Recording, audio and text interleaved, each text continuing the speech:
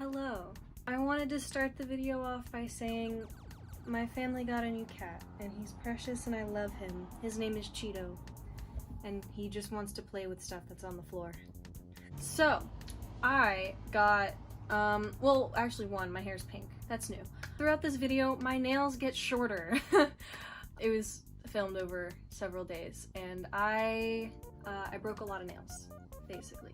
I kind of realized that my digital art style and my traditional art style don't match up very well.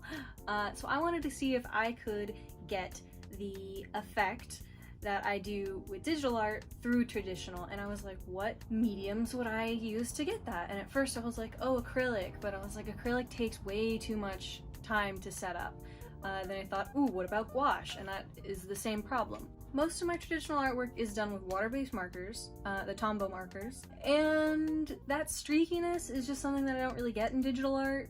So I thought, hey, what the heck? I might as well try out some alcohol markers, but obviously I don't have a fortune, so I didn't buy Copics, but I did watch a video where this guy bought like every alcohol marker he could find and then tested them all against each other, and the top two were Copic and Ohuhu. Copic obviously won, but Ohuhu was, for its price, I think it went a lot further in the competition than it did. I will link that video in the description if you want to watch it. So I bought Ohuhu markers. I got the 120 set. It's the chisel nib and bullet nib ones.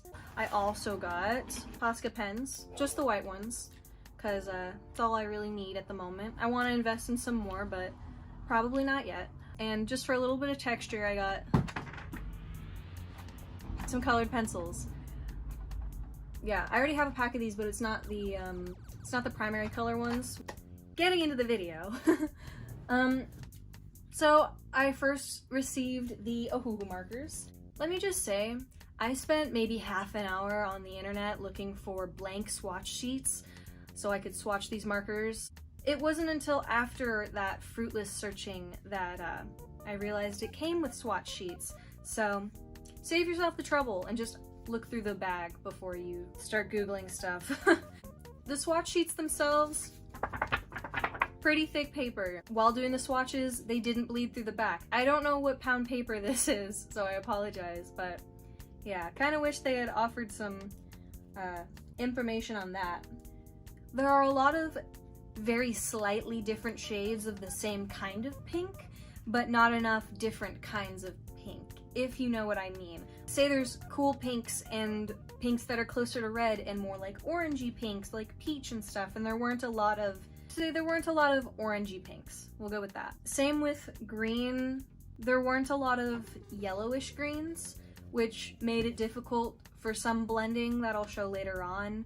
There were a lot of Kelly green kind of colors and such. Moving on from the swatching and sorting, which was very fun, by the way, I decided to draw some bees. One of my favorite techniques of trying out new media and such is to grab 3 colors and just draw a bee. The bee on the left I did off camera. Don't know why I didn't record it. I kind of regret that. I should have, because it's actually like my favorite bee on the page. At this point, I had received the Posca pens and the Prismacolors, so I did end up using those on these bees too. I liked the texture that the Prismacolors offered. I could add little tiny lines that really did just look like pencil, and I liked that. I gotta say, the Posca pens they live up to their opaque reputation, I'll say that. I decided to draw some beetles too, because I was running out of pictures of bees that didn't all look the same. Beetles are much harder to draw, I'll say that. I had a lot of trouble blending the yellow into the blue-green.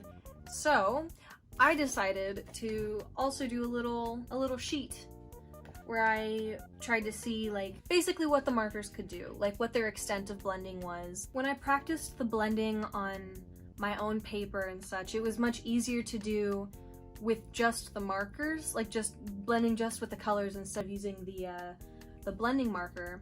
So I don't really know what the purpose of that blending marker is.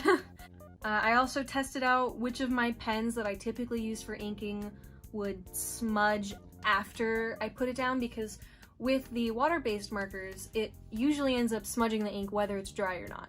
So typically what I do is I sketch it and then I color it and then I ink on top of the color. But I figured maybe with the alcohol markers I'd be able to ink and then color, because it's so much easier, because I would be able to actually see what I'm doing instead of just barely seeing the sketch as I'm coloring it, especially because I like to layer sometimes. I also did a sheet of circles that were just the alcohol marker, and I wanted to see how the tombos would work on top of that, because typically in my digital art, when it comes to blush or anywhere where I'm adding a little bit of like red to the skin tone, or like, you know, a little color to your cheeks, I like it when it has that streaky kind of blended look. Like, it's not perfectly blended, it does look like it was blended with a marker. I wanted to see if I could try and get that with the tombos.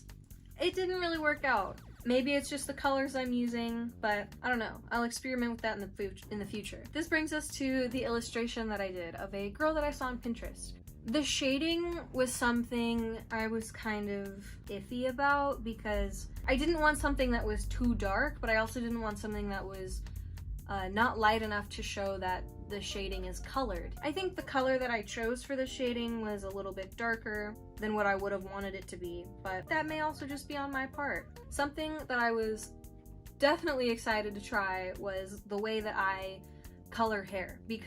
When I do it with the when I do it with the water-based markers, it just doesn't work as well, because you can definitely see the streaks and where I outlined each of the circles and such. But doing it with this made it so much easier because of how smoothly all the colors blended together. So that was definitely a good call. When it came to the blush and the nose and anywhere where the skin got a little bit more pink, I used 2 Prismacolor pencils, not from the primary colored set that I had got, but a set that I had prior to that, and it was the Under the Sea set. Overall, I was really happy with how this technique turned out in relation to making my digital art style look like my traditional art style. So last night I decided to do another portrait, which I also didn't film, and I'm very upset about because I like it a lot. It seems like the stuff that I don't film is what ends up being the stuff that turns out good for me, but I don't know, maybe it's beneficial to show the stuff I don't like. This is the portrait that I drew last night. I'm really happy with this one. My conclusion, I really like alcohol markers, and I will be using these a lot now. Hopefully my next sketchbook will withstand them, because my current sketchbook does not. My current sketchbook is a 75-pound paper, I think. The paper that I used for these portraits is a 110-pound cardstock. It still bleeds a lot, but yeah, it bleeds a lot. There's nothing else I can say about that. I think this was a very fun experience. I give this alcohol marker experience a 10 out of 10. But that's it for this video. So I hope you enjoyed. 10 out of 10 Ohuhu markers. And yeah, thank you. Bye.